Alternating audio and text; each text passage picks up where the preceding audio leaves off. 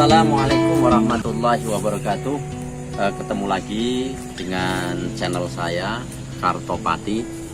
Kali ini saya berada di tengah-tengah persawahan yang sangat luas sekali, yang tampak di sebelah kiri kanan saya.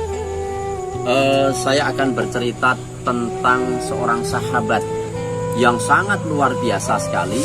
Ini agak mendekat karena suaranya biar jelas. Yang sangat luar biasa sekali, yang berada di pinggiran kota Yaman. Ya, sahabat ini sangat cintanya kepada ibu, sehingga apapun perkataan ibunya selalu dia turuti.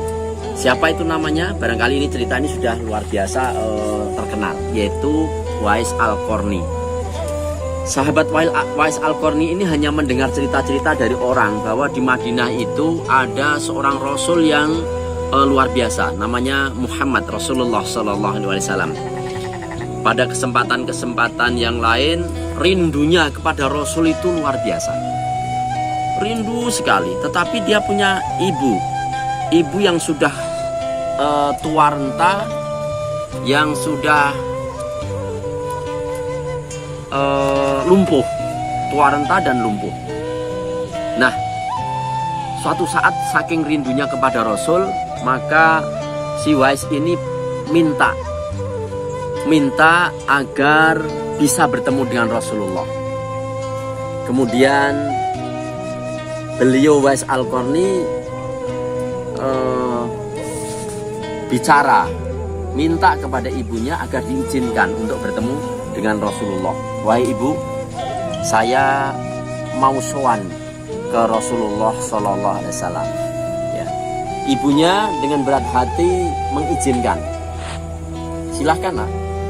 Akan tetapi setelah nanti ketemu dengan Rasulullah, sesegera pulang karena ibumu sakit-sakitan seperti ini.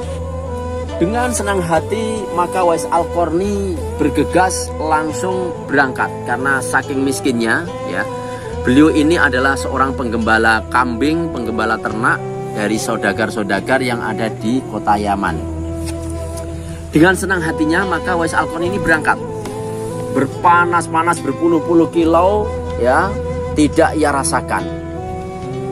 Kemudian dengan keletihan yang sangat sampai ke rumah Rasulullah, mengetuk pintu. Assalamualaikum, yang membuka istrinya yaitu Siti Aisyah. Wahai Siti Aisyah, apakah Rasulullah ada? Maka dijawab oleh beliau, Rasulullah sedang memimpin sebuah peperangan. Dengan sangat kecewanya maka Uwais Al-Qarni ini menundukkan kepala lantas berpikir, bagaimana kalau saya tunggu? Tetapi di rumah ada ibu, yang kemarin pesan bahwa setelah ketemu dengan Rasulullah saya harus segera pulang. Maka dengan hati yang sangat kecewa, dengan memendam rindu kepada Rasulullah, beliau Uwais Al-Qarni pulang sampai di rumah. Kemudian lama-kelamaan selang beberapa tahun, ibunya minta agar diajak, agar beliau minta untuk naik haji.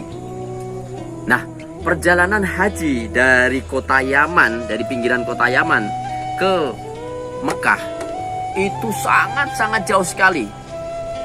Bahkan Uwais Al-Qarni ini saking miskinnya itu tidak punya bekal apa yang harus saya bawa ketika saya harus menghajikan ibu, yang harus menggendong, ya, karena kondisinya sangat miskin sekali. Maka Uwais Al-Qarni punya pikiran, yaitu dengan membeli seekor lembu. Oleh Uwais Al-Qarni, ya, lembu ini dibawa, ya, setiap saat digendong. Lembu itu digendong dari lembah yang bawah sampai ke atas, kemudian dari ke atas ke bawah terus. Ini berlangsung sekitar 8 bulan. Sampai lembu ini berbobot 100 kilo. Tujuannya apa? Tujuannya ketika ibunya mau ibadah haji, maka Uwais Al-Qarni ini kuat untuk menggendong ibunya sampai ke Mekah. Nah, ternyata tiba saatnya Maka Wais Al-Qarni punya fisik yang kuat.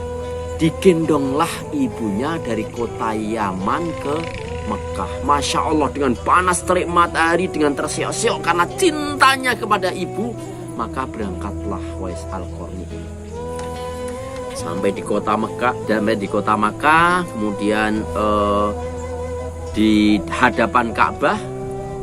Kemudian ibunya berdoa, ya Allah, ampunilah saya.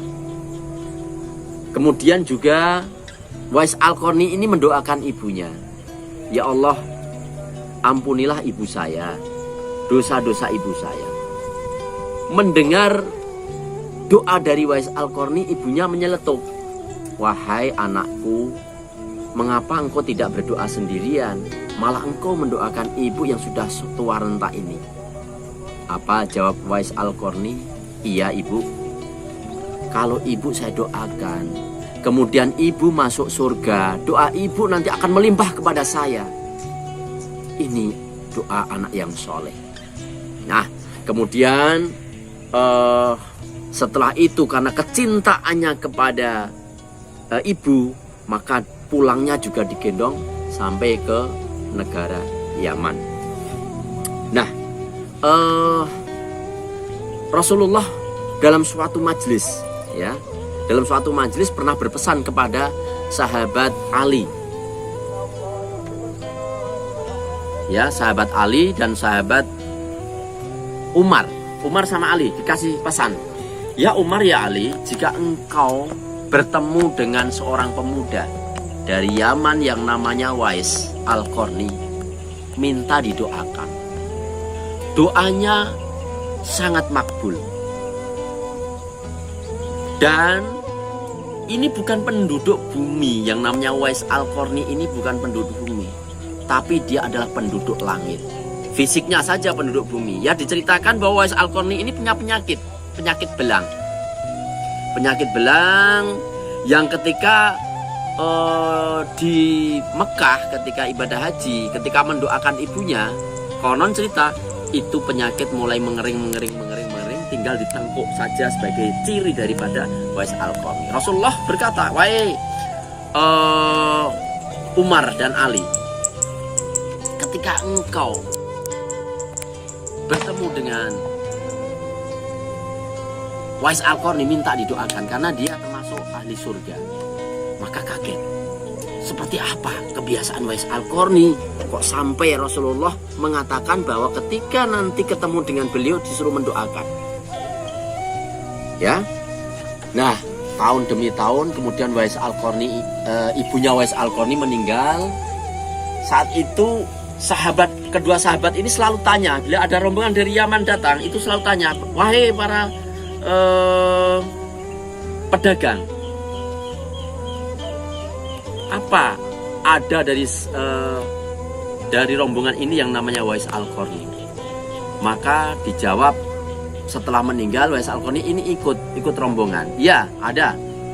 Beliau sedang menunggu kambing-kambing atau ternak yang ada yang kami bawa.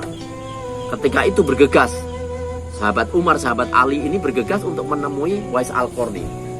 Ketika bertemu kaget, beliau sedang melaksanakan sholat. Dan kedua sahabat ini kemudian bersalaman, wahai Wais Al-Qarni, apakah benar engkau namanya Wais Al-Qarni? Maka dijawab, tidak, saya namanya Abdullah. Lah, kedua sahabat ini kaget. Loh, kalau Abdullah saya juga Abdullah. Enggak, saya ingin tanya sesungguhnya namamu siapa? Kemudian beliau jujur, namanya Wais Al-Qarni. Ya, Wais Al-Qarni, engkau sudah ketemu saya. Pesan daripada Rasulullah SAW, ketika ketemu Anda saya untuk didoakan agar saya diampuni oleh Allah. Maka Wais Al-Qarni mengangkat tangan untuk mendoakan kedua sahabat. Ya, ketika didoakan seperti itu selesai, Wais Al-Qarni berkata sedikit, wahai sahabat, hanya engkau saja yang tahu namaku. Setelah itu tidak ada nama ku yang yang bisa mengenalku. Seperti itu. Tahun demi tahun kemudian sahabat Wais Al-Qarni ini meninggal. Ada keajaiban ketika meninggal. Ya, Dari mulai memandikan sampai mengubur itu banyak orang asing yang berebutan. Dari memandikan sudah banyak yang berebutan, kemudian mengkafani juga banyak orang yang berebutan, mensolati juga banyak orang yang berebutan, sampai ke pemakaman menguburkan ini banyak orang yang berebutan. Siapa itu? Orang-orang pada bingung. Ternyata itu adalah malaikat Allah yang akan menyongsong jasad daripada Wais Al-Qarni. Inilah ya orang yang taat kepada ibunya sampai punya Rasulullah sampai mengatakan bahwa ini bukan penduduk bumi tapi ini adalah penduduk langit. Ya, oleh karenanya yang masih punya ibu, yuk kita bersimpuh di hadapannya untuk mendapat ridhonya. Terima kasih. Assalamualaikum warahmatullahi wabarakatuh.